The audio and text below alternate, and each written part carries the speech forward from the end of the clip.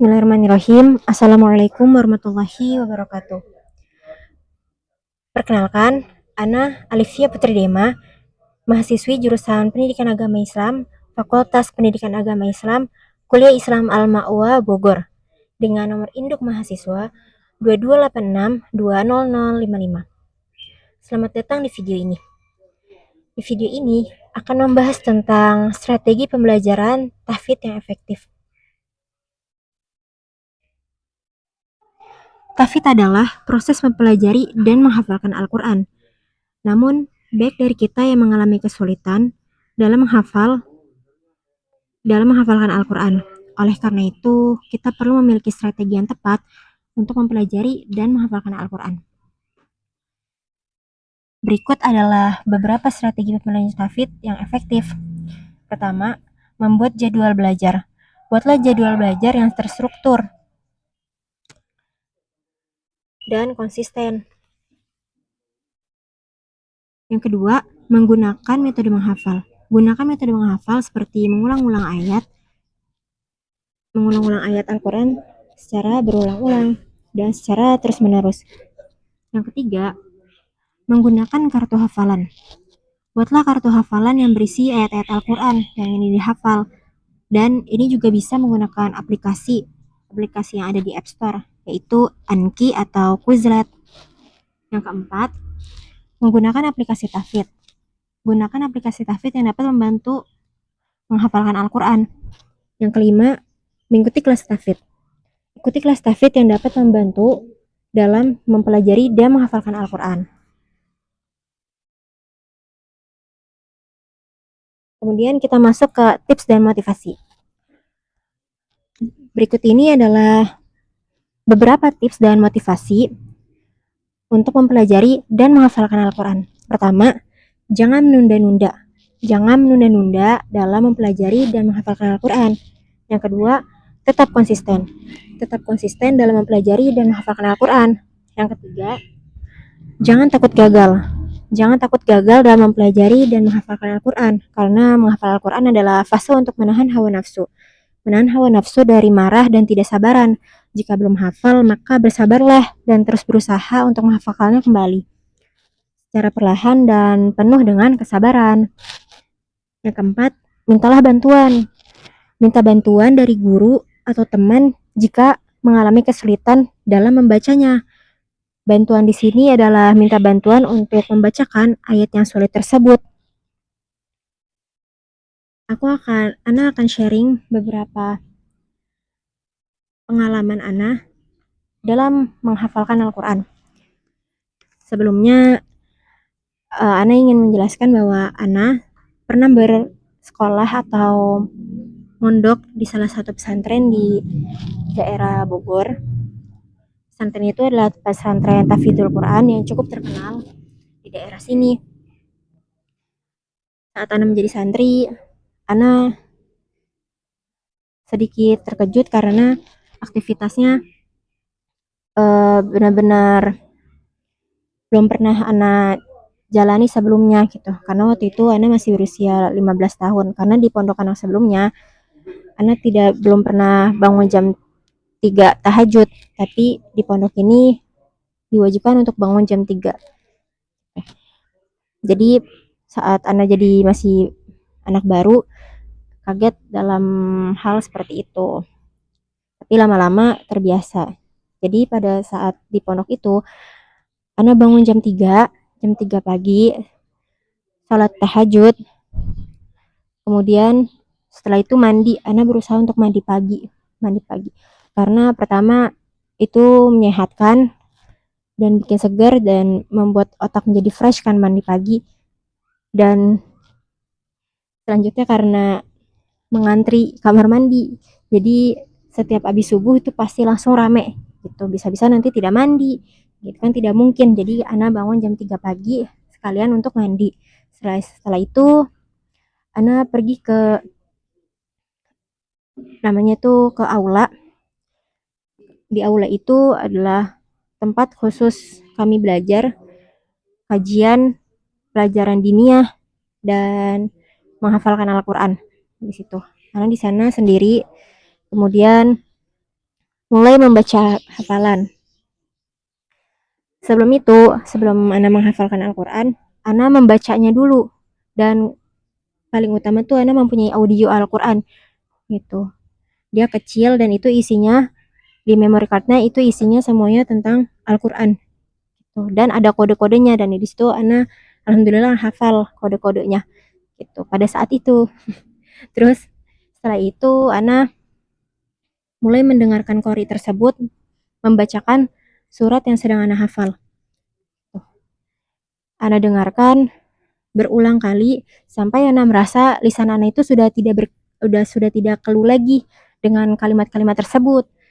Ana baca perlahan-lahan dan di sana targetnya adalah untuk hafalan baru atau namanya sabak itu 1 halaman setiap hari. 1 halaman.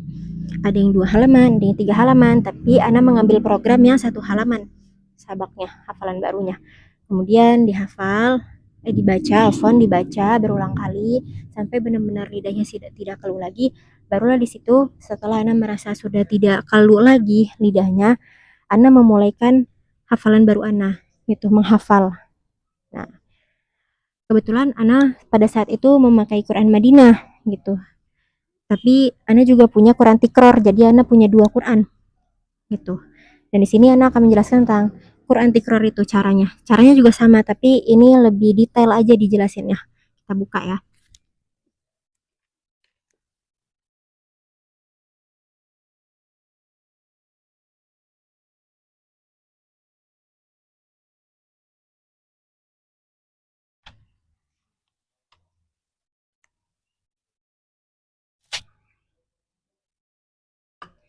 Baik, Afan dicoret-coret karena bekas menghafal. Di sini Ana sudah membuka surat Al-Muzammil juz ke-29. Nah, di Quran ini emang khusus untuk Quran menghafal. Di dalam Quran ini sudah ada 15 atau 16 baris atau 1 halaman. Dalam 1 halamannya ini dibagi menjadi 4. 1, 2, 3, dan 4. Warnanya biru putih, biru putih. Nah, gimana cara membacanya, cara menghafalnya seperti apa? Nah, sebelum memulai, pastikan sudah lancar dulu. Maksudnya lancar dalam membacanya gitu, tetap dibuka jadi kita lidahnya tidak keluh yang seperti tadi Ana bilang. Kemudian setelah itu barulah tidak langsung membaca 1 halaman ini, tidak langsung menghafal sebanyak ini, sekotak ini tuh tidak, tapi tetap dari awal lagi prosesnya satu-satu, 1 ayat atau 1 baris, 1 baris, 1 baris. Contohnya ini dalam Quran surat Al-Jin. Dalam Quran surat Al-Jin di sini ada waqaf, maka Ana membacanya menghafalnya dari wa anna minnal muslimuna minnal qasitun, dari situ hafalnya berulang kali, dibaca berulang-ulang.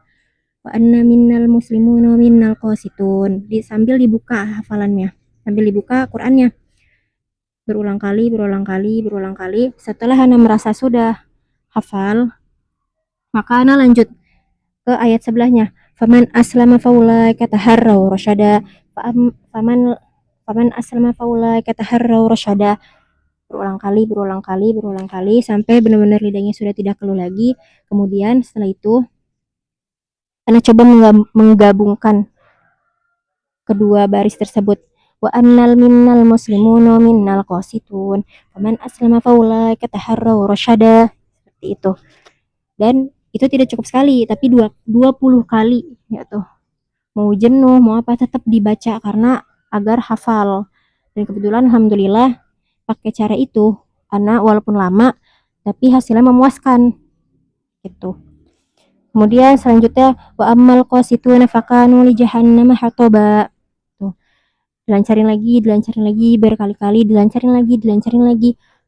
Nah, setelah udah hafal sampai 20 kali, naik ke atas lagi ke ayat yang tadi sudah dihafal yang pertama kali, yang wa anna minnal muslimuna minnal qasitun, itu digabungkan 2 ayat tersebut itu menjadi satu, digabungkan tanpa lihat Quran. Jadi wa anna minnal muslimuna minnal qasitun faman aslama faulaika taharraw rasyada. Wa ammal qasituna fakanu li jahannam hataba. Itu digabung. Dibaca juga 10 kali kalau itu Ana, karena udah digabung dan menurut Ana udah lancar kan, udah 20 kali tadi satu ayat ya. Kemudian lanjut lagi ke ayat setelahnya, bawahnya gitu. Wa allaw istaqamu 'ala thoriqati la asqainahum ma'an ghadaqa itu. Pelan-pelan dibacanya, pelan-pelan sebanyak 20 kali juga. Setelah itu balik lagi ke atas. Jangan dilupain yang atasnya, jangan dilupakan. Gitu. Wa anna minnal muslimun wa minnal qasitun, terus seperti itu sampai satu kotak ini. Setelah satu kotak ini seharusnya 20 kali, tapi karena Ana merasa insya Allah Ana udah bisa dalam satu ayat itu karena udah 20 kali, maka Ana hanya mengulangnya sebanyak 5 kali saja gitu. Secara perlahan-lahan selama satu kotak itu. Kemudian di ayat selanjutnya sama, jadi satu ayat itu Ana baca 20 kali atau bisa lebih itu bisa lebih gitu. Kemudian digabung lagi satu kotak itu, satu kotak yang putih ini sebanyak 10 kali, kemudian digabung dari atas gitu. Dulu waktu Ana menghafal, waktu karena masih baru-baru menghafal, Ana lumayan lama ya, 1 jam lebih Ana cuma untuk ngafalin ini doang, ngafalin hafalan baru gitu, 1 jam lebih. Karena Ana masih baru, masih belum bisa menghafal gitu. Tapi insya Allah karena udah sering dilatih, jadi kurang dari 1 jam, alhamdulillahirrabbilalamin gitu. Dalam kurang dari 1 jam, alhamdulillah sudah bisa menghafal 1 halaman seperti itu. Itu untuk hafalan baru. Kalau untuk hafalan lama atau hafalan yang kemarin, hafalan baru yang kemarin, di sana juga ada. Nah, sistemnya itu adalah kalau di pondok Ana, misalnya hafalan baru Ana sudah sampai surat Al-Jin, maka hafalan baru yang kemarin yang mau disetorkan diulang dari surat Al-Mulk itu, dari awal juz. Jadi setiap hafalannya nambah 1 halaman Al-Jin, sebelum setoran harus disetorkan dulu 1 juz ini sabkinya. Dari awal juz, setiap itu dari awal juz. Memang agak lama gitu. Tapi cara itu alhamdulillah worth it. Karena nanti kita akan ada ujian per 1 juz. Setelah selesai hafalan 1 juz, sabaknya, hafalan barunya, kita akan ada ujian 1 juz. Nah, di situ jadi pas saat kita mau ujian kenaikan juz, namanya ujian kenaikan juz, kita nggak usah perlu capek-capek lagi untuk menghafal dari awal juz, karena setiap sabki kita selalu membawa hafalan yang sebelum-sebelumnya gitu, hafalan 1 juz itu gitu. Mau sampai surat tadi kan juz 29 dari surat Al-Mulk ya awalnya, mau kita udah di surat Al-Jin atau surat Al-Mursalat, sabkinya tetap dari surat Al-Mulk gitu. Seperti itu, sabkinya tetap dari surat Al-Mulk. Emang agak lama, memakan waktu lama, apalagi di halaqoh ada 10 anak tuh, bahkan lebih. Nah, itu harus sabar-sabar karena emang sudah program sekolahnya seperti itu gitu. Setelah itu, setelah sudah setoran sabki, kemudian lanjut ke manzil. Manzil adalah hafalan yang sudah lama sekali. Contohnya hafalan Ana sabaknya adalah juz 29.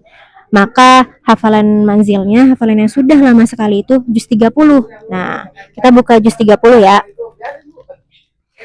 Maaf ya, sebentar.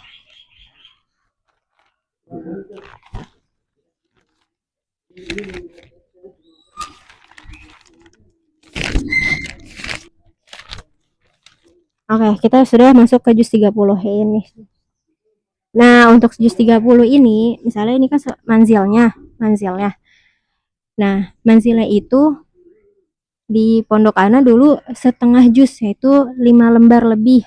Itu kalau juz 30 kan ada 14 lembar ya. Tapi kalau juz-juz yang lain ada 10 lembar. Nah, di pondok Ana dulu manzilnya adalah setengah juz, 5 lembar setiap hari gitu. Seperti itu. Oke. Itu adalah tips dari Ana untuk menghafalkan Al-Quran dan mempelajari Al-Quran. Memang agak sulit, Tapi jika kita punya tekad yang kuat dan selalu menyerahkan urusan kita kepada Allah Azza wa Jalla, insya Allah itu akan mudah. Yang penting ikhlaskan niat karena Allah. Setiap ingin menghafalkan Al-Quran atau menuntut ilmu ya yang lain, itu ikhlas karena Allah, karena Allah. Ingat aja karena Allah, karena Allah. Karena kalau bukan karena Allah, karena siapa lagi gitu. Seperti itu. Apalagi ini tentang Al-Quran, tentang agama, tentang Al-Quran, tentang kitabnya Allah gitu. Banyak manfaat dan insya Allah dikasih syafaat juga gitu untuk para penghafal Al-Quran. Seperti itu. Sekian dari Ana, kurang lebih mohon maaf. Terima kasih sudah menonton video ini. Semoga bermanfaat. Ana pamit undur diri. Wassalamualaikum warahmatullahi wabarakatuh.